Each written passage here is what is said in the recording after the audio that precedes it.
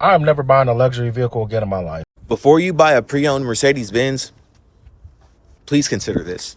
I have taken this car to the dealership for the same exact issue 4 times. All right, so there are 3 cars that I will never buy again. What car brand or car is most likely to make you go broke? BMW 7 Series. Absolutely. You better have 2 bank accounts. What is a fake rich car? The CLA 250. What car brand is most likely to make you go broke? European cars, mostly Volkswagen, Volvos. What car brand has so many issues it basically pays your rent? I might have to say Chrysler. What car is a fake rich car? Mercedes-Benz, BMW. I recently did a video about luxury poverty. Go take a look at it. But a lot of the comments were talking about luxury cars and how those luxury cars are not really a luxury. Take a look at this. This message is for Range Rover and Range Rover only. Less than a year ago, I bought this vehicle, okay, this 2025 Range Rover Autobiography. Within the past year, less than year, I have taken this car to the dealership for the same exact issue 4 times. Issue being, while I'm driving, okay, the vehicle literally will stop driving while I'm driving. It doesn't matter where I'm at. It has happened to me on the expressway twice.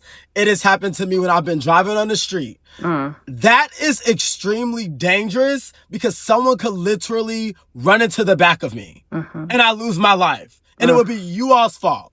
All right. And instead of taking it back, I've called you all and told you about this and seen what I can do for you all to buy this car back from me. I have now had to go to the extent of hiring an attorney, to which you all have now ghosted. What do I have to do to give you this vehicle back? It's a piece of crap. Like the vehicle is so bad and has given me nothing but issues and has just sucking so much money out of me. And it's now to the point where I literally do not even feel safe driving the vehicle. My vehicle only has 3,000 miles on it. And I have a receipt showing every single time that I have taken this car to the dealership to get it repaired for the same issue that keeps happening. I don't want the car anymore. I don't want anything to do with Range Rover anymore. I just want you all to take this car back. They don't want it. Okay, so I talked about this on Twitter. It went super viral on Twitter. And thousands of other people were saying they had the exact same issue with their vehicle. Why has there not been a recall on this vehicle? Like, what's going on? Oh, I know that is frustrating to pay all that money for that car and now you're in a lemon. Basically, that's what it sounds like. You better look into them lemon laws, right? Let's take a look and see what the comments say. Somebody said, OMG, this is the exact reason why I got a Lexus GX 550 instead of a Range Rover. Somebody else said they also had a Range Rover Autobiography and was also having issues. Somebody said, poverty has saved me yet again. This must be rich people problems. That's what that person said. Range Rover is a lease car only. Don't buy. Range Rover is very, very notorious for having issues, though. Somebody said, baby, get a Lexus. Range Rover makes beautiful trucks. I like the design, too. But they are famous for having problems since the beginning of time. They do look good, though. Somebody else said they are notorious for having problems. On the expressway is diabolical. That is so dangerous. Somebody said, getting a Range Rover when Google is free. Brother, I cannot find sympathy. Somebody said, I knew this video was coming when I first saw him. A 6-figure car with no research. Somebody said, well, that answers that. Thanks for this video. I guess they were considering buying a Range Rover and said, no, thank you. Somebody said, I could be a billionaire and will never buy the following cars: Range Rover, BMW, Audi, and Mercedes. And they all look good. They all have a nice, slick style to them. When I see them on the road, I'm like, that looks like a nice car, but I know better. Give me the Honda. Somebody said, baby, let's get a Toyota. He said, yes, I'm a Honda man. That's right, Honda. Honda. Somebody said, my Cybertruck did the same thing. Tesla bought it back from Lemon Law, hoping you get it resolved soon. So yeah, he might have to continue on his path with the lemon laws. Now, he offers some advice when you're looking to buy a pre-owned Benz. Take a look at this. Hopefully this will help somebody. Before you buy a pre-owned Mercedes Benz, please consider this.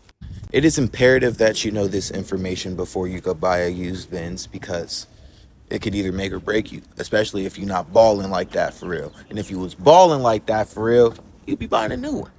Regardless of anything, there's this thing called a 50K mile service, B service.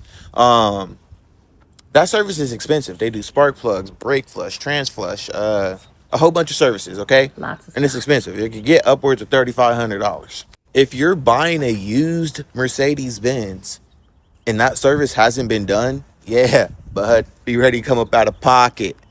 So like, say you get one that got 30,000, 40,000 miles on it, and you like, oh, I'm smooth. This is low miles on it. You drive it for a year, you're gonna get this notification say, service B due. You're gonna take it up to the Benz store. They're gonna be like, yeah, you need spark plugs, you need brake fluid flush, you need trans fluid flush, you need whole 9 yards done for this 50K mile service to make sure your car is in upstanding condition. You're gonna be looking at yourself like, damn, I only had this car for like a year. What do you mean? What are we doing? So if you're looking at a used Mercedes Benz, that's some damn CarMax or damn Carvana or something like that. Look at the vehicle history report and make sure that that 50K service has been done. If it hasn't, get ready to spend some money. He offered some good advice. So if you're looking at a car that's close to 50,000 and it's a Mercedes Benz, make sure that service is done or you're going to be the one paying for it. Now, we know the maintenance on a lot of these luxury vehicles are high. Obviously, the price of the car itself is high. So, of course, you need to be prepared to start making those big payments for the maintenance. Watch this. I'm never buying a luxury vehicle again in my life. I currently drive a Cadillac XCS V Sport Platinum. And for my year model, it is the most decked out version of this vehicle that you can get. All the bells and whistles. I got TVs in the back. It's a twin turbo, all-wheel drive. The car's on like an air ride or airbag suspension, auto leveling, the headlights, premium sound. I mean, it has everything. But where I'm going with this is now it's coming due where all the maintenance things are needing to be done. Like literally, I need new tires. I need new brakes, which my brakes are Brembos, so a little upcharge there. I just did an oil change. My oil changes usually be like $120, $130. And most shops only cover up to 5 quarts. So you have to buy the other 2 quarts because it takes 7. My differential fluid needs changed or whatever it is. And so does my trans fluid. And also, like, my radiator needs flushed. Not that I'm having a problem with any of these things. It's just time to do them. I'd be crazy if I did all that at once, but damn, it's like everything all hit at once. And if you don't do these things, this car keeps track of them and the value of your car will plummet. You can literally track it online. You get a report of the things that you have and haven't done and how it affects your value damn near.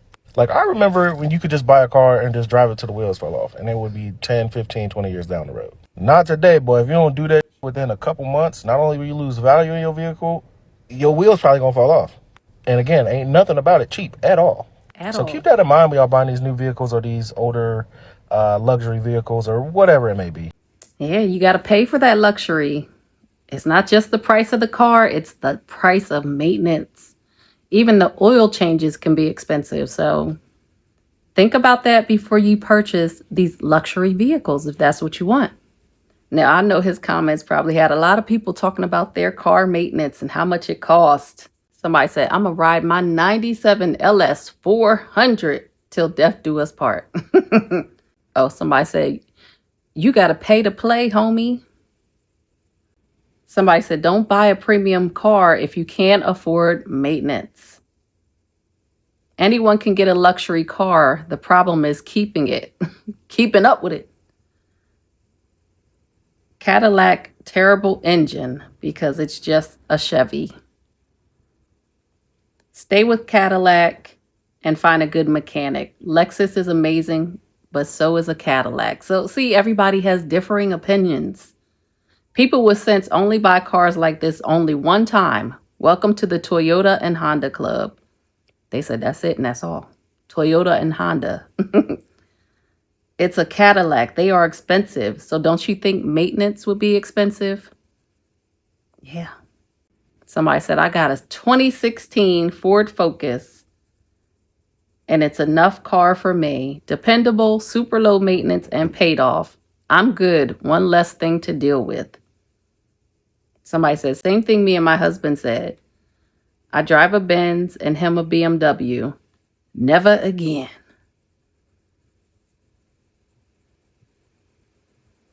Somebody said, Toyota till I die. Old money luxury is what they all meant, like older Mercedes Benz, BMW, Caddy, etc. Somebody said, why didn't you get the warranty? Somebody said, as soon as you said Caddy, I shook my head. All cars come with some type of issue, but some more than others. Some more than others. So what kind of cars do you think about when you think about luxury? What is a luxury car to you? Is it a Range Rover? Is it a BMW? Is it a Benz? Is it a Maserati? Is it a Bentley? What is it? Now, she talks about which cars she will never buy again.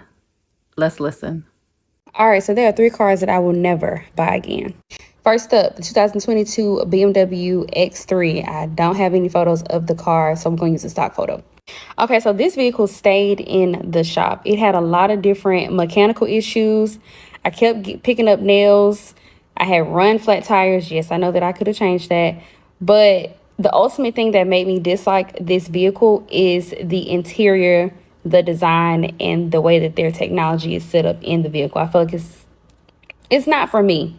Buying this car made me quickly realize that I am an Audi girly. Okay?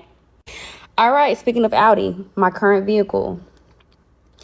I love Audi down. Please do not get me wrong, but this Q8 has been a headache, okay? My Q8 currently has about 11,170 miles on it. Tell me why it's currently in the shop and has been there for almost 2 weeks. Tell me why there are sensors that are around the vehicle that are misaligned because I hit a speed bump. And it's not covered under warranty. Audi, you raggedy. You raggedy. I'm going to try to stick beside you, but I don't really know. And lastly, this heifer right here. I cannot stand this goddamn car. This car is always in the shop. I actually just got it out of the shop maybe about, it's been going on 2 weeks now. It's been going on 2 weeks. And the car had a voltage issue with the battery to where it would not start. It didn't start. It had to do like a 5-second reboot. And then the vehicle finally started. Then this tire monitor light came on. No, the tire was not flat. A tire monitor saying that it could not read the pressure on the tire. But it just randomly went away. Girl. Now, I know how y'all love to tussle. Don't get in my comment section talking about, I love my BMW. I love my Mercedes. I love that for you.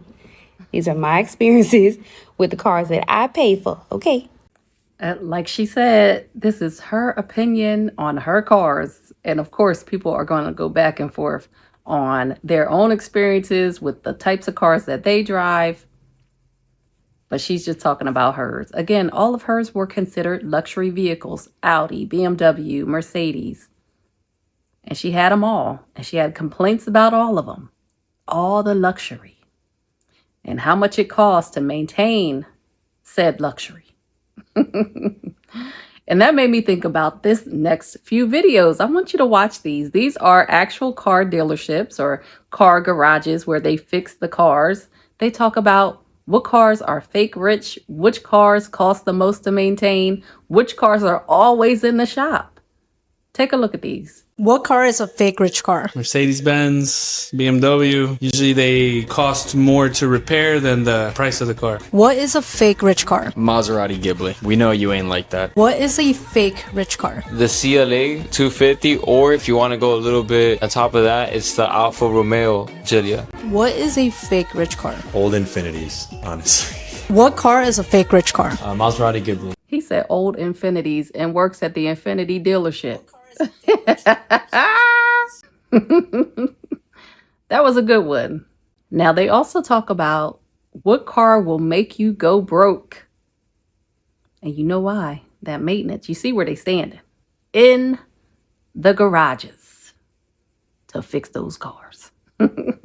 What car brand is most likely to make you go broke? European cars, mostly Volkswagen, Volvos. What car is most likely to make you go broke? Audi. My friend has one and it's constantly in the shop. What car is most likely to make you go broke? A BMW or a Mercedes, you're talking $500 just for them to say hello when you go through the service department. What car is most likely to make you go broke? Anything that's luxury. What car brand is most likely to make you go broke? A lot of people will be surprised how much an EV can cost you when it comes to a battery going bad. I know Teslas, it could be 15, 20 grand for a battery. What?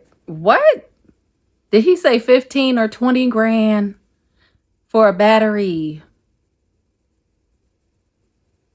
Well, I guess for the EVs, that's the only thing that's making your car go. The battery. It would cost a lot, I guess. No, thank you. What car is most likely to make you go broke? Mercedes. The service bills are out of control. I've owned one. I'll never buy one again. What car brand is most likely to make you go broke? German vehicles, very expensive maintenance and keep intact. What car brand or car is most likely to make you go broke? BMW 7 Series. Absolutely. You better have 2 bank accounts. That's all I got to say about that. If you got a BMW 7 Series, you know what I'm talking about. What car is most likely to make you go broke? Lamborghini or Bugatti. What car brand is most likely to make you go broke? The Volkswagen, you're going to spend a lot of time in the shop with that thing. I used to have a Volkswagen. Was I in the shop a lot? It was an old Passat. It was a stick shift. It wasn't that bad. I think I maintained it pretty well. I wasn't in the shop too often. I love that car. I always said if I got another Volkswagen, it would be the Phaeton. They no longer make those cars, but my Passat didn't do me dirty. My friend had a Jetta, and she loved it. She also had a stick shift. We out here VW stick shifting. But yeah, that's interesting. And this is the last one. What car brand has so many issues it basically pays your rent? Let's see what they have to say. Derek, what car brand has so many issues it basically pays your rent? I would say Jeep, Chrysler, anything Stellantis. Runner-up would be Hyundai and Kia, but Jeep for sure, and Chrysler, they have a lot of engine failures, transmission failures, tons of electrical issues, and just oddball other stuff. The newer ones, the older ones weren't too bad, but the last 4 or 5 years have been pretty consistently bad. Scott, what car brand has so many issues it basically pays your rent at this point? Car brand would probably be General Motors, especially Diverse and Equinoxes. John, what car brand has so many issues it basically pays your rent at this point? Ooh, a lot of GMs and their 4-cylinder, all of their 1.4 turbos. It's just money all day long. Danny, what car brand has so many issues it basically pays your rent? I might have to say Chrysler. It's going to be Chrysler, Dodge, all that. It's just electrical issues. They weren't well built. All kinds of odd things. They'll run forever. It's just everything on it's going to break, except for the new ones. They won't run forever. But I might have to say Chrysler in general. Scott, what car brand has so many issues it basically pays your rent? I would say Chevy. The Equinox and the Cruise definitely is our two most popular ones we do. Yeah. Between the Turbo and the Equinox, we have 2 of them out in the parking lot right now. We've had for a year. The engine's blown. So, yeah, those are the 2. When he said turbo, it made me think about my Subaru. I used to have, that was my first car was a Subaru, and I loved it. Another stick shift, but it was a turbo. I don't know which trim it was, but I love that car. It had checkerboard seats. Like it would run through like the middle of the seat. Now, you know, that's an old car. But anyway, it ran good until it didn't. But I love me a Subaru too. Subarus are good cars. At least that's what I think. What was your first car? Let me know in the comments. Yeah. Just made me think about that. So when we talk about luxury vehicles, do you have one? Have you been treated well in your luxury vehicle? Have you been able to maintain it and it not give you any issues? Or have you had the issues that people mentioned on this video? Let me know in the comments. You know, I love a good comment conversation, but I thought this was a good one to have since we were talking about luxury poverty and all the comments in there were talking about vehicles. So I just wanted to do this as a follow-up to that video. And if you haven't watched my other video, make sure you take a look at it. All right. Thank you so much for being here. Take care, and I'll see you on the next video.